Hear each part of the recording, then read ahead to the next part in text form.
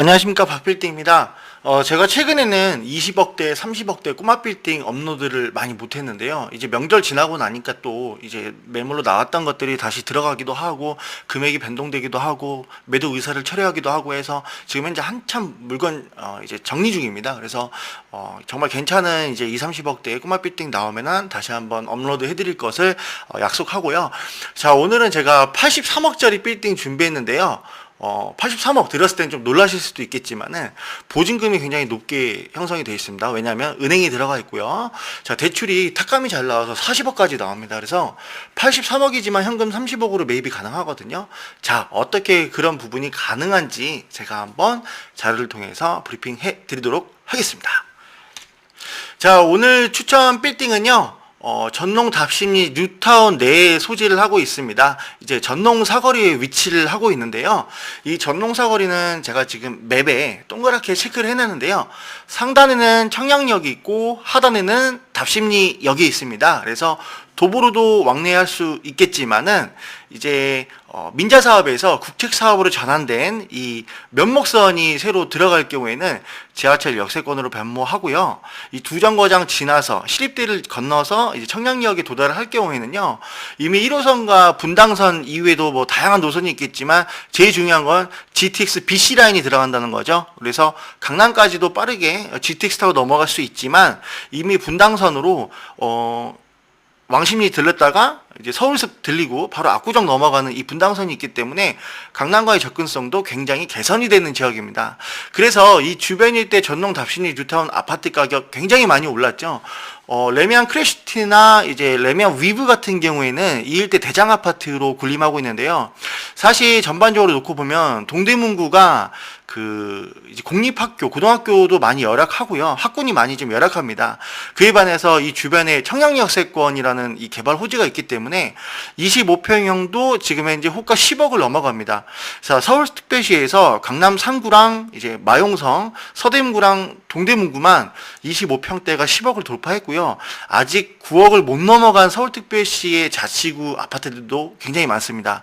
자, LTV 대출 규제에도 불구하고 9억을 넘어갔다는 거는요. 추가적인 상승이 있다는 거거든요. 수요에 의해서 결국 호가는 갱신이 되는 거기 때문에 이 전농 답심리 뉴타운의 미래 가치가 밝다라고 볼 수가 있겠는데, 자, 실질적으로 청량역 세건만 놓고 보더라도 호재가 엄청 쏟아지고 있죠. 자, 588과 청가시장, 이 낡고 오래된 이 시장들이 철거되면서 스카이 L65 최고층 65층을 포함해서 이제 40층 높이 넘어가는 것들이 아파트로 9동 정도 10동 정도 들어가니까요. 여기서도 상점벽해라는 표현이 적당하고요. GTX BC 라인이 들어가게 되면요. 이 서울특별시에서 유일하게 GTX가 더블로 들어가는 게 사실 서울역과 청량리, 삼성역이 유일합니다. 그래서 미래 가치가 정말 걷잡을 수 없이 앞으로도 좋아질 지역인 것은 분명합니다. 더더욱이나 제가 가산점을 주고 싶은 거는요. 이 왕복 6차선 대로 1만에 위치하고 있거든요. 평당가가 굉장히 싼데요. 자, 자료 한번 보실게요. 제가 꼬마 빌딩 추천할 때는요, 정말 다양한 것을 검토를 하는데요. 대표적인 게 토지 용도, 자, 두 번째가 건폐율과 용적률, 그리고 접도율, 몇 미터 도로 끼고 있는지, 그 다음에 지하철 역세권과의 거리는 어떻게 되는지, 마지막에는 임차 구성은 어떻게 되어 있는지, 이 5가지를 전부 다 제가 검토를 합니다. 자, 이 개요표에서만 살펴보시더라도요, 이 땅은 노선 준주거 지역입니다. 준주거가 이종보다 넓게 깔려있기 때문에 용적률이 350%까지 나오는 이미 가설계가 나와 있는 이 용적률이 높은 땅인데요. 자, 건폐율이 대박입니다. 94%죠.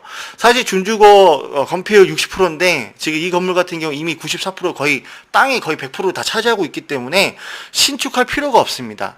자, 근데 여기다가 용적률도 이미 385% 차지하고 있거든요. 이 건물 부실 이유가 전혀 없어요. 그러니까 뭐 증축 이런 것도 필요 없고 그냥 리모델링만 나중에 시간 되시면 하시면 될 것 같아요.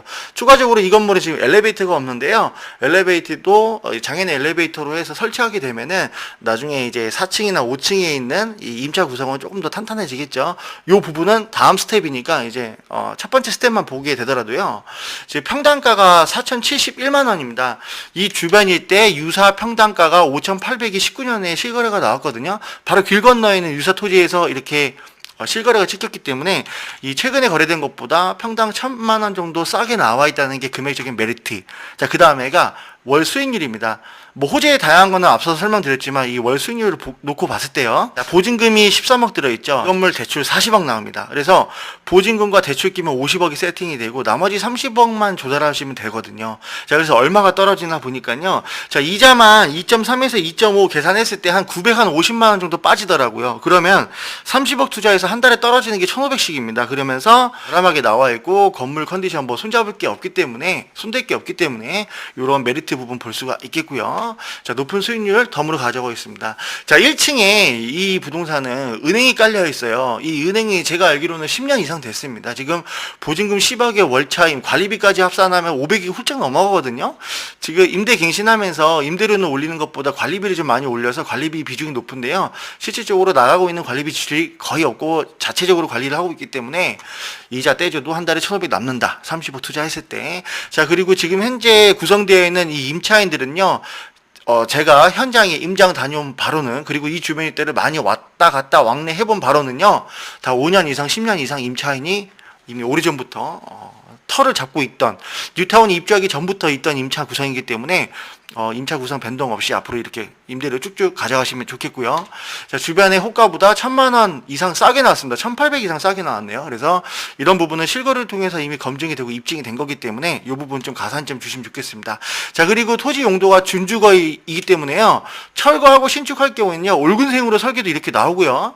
만약에 원룸이나 투룸 이렇게 건설업자가 매입을 해서 시공을 할 경우에도 설계가 잘 나오기 때문에 지금 이 빌딩을 임장 가셔서 매입하실 분이 개인인지 업자인지는 아직 정해진 게 없지만, 만약에 이 부동산을 매입하신다고 하시면 이 경전철 노선 들어오고 청량일대 개발 다 깔리고 나서 나중에 주변에 호재 풍부하기 때문에 업자가 충분히 붙을 수 있는 땅이에요. 그래서 나중에 황금성도 어느 정도 확보가 되어 있고, 지금 현 시점에서 낮은 은행금리 활용해서 투자하실 경우 아까도 말씀드렸지만 한 달에 1,500만 원 이상씩 인컴이 쌓이는, 연으로 합산하면 1억 5천만 원 이상 인컴이 들어오는 똘똘한 수익형이면서 나중에 호재에 의한 똘똘한 차익형 부동산이 될 수 있다라고 정리를 해볼 수가 있겠습니다.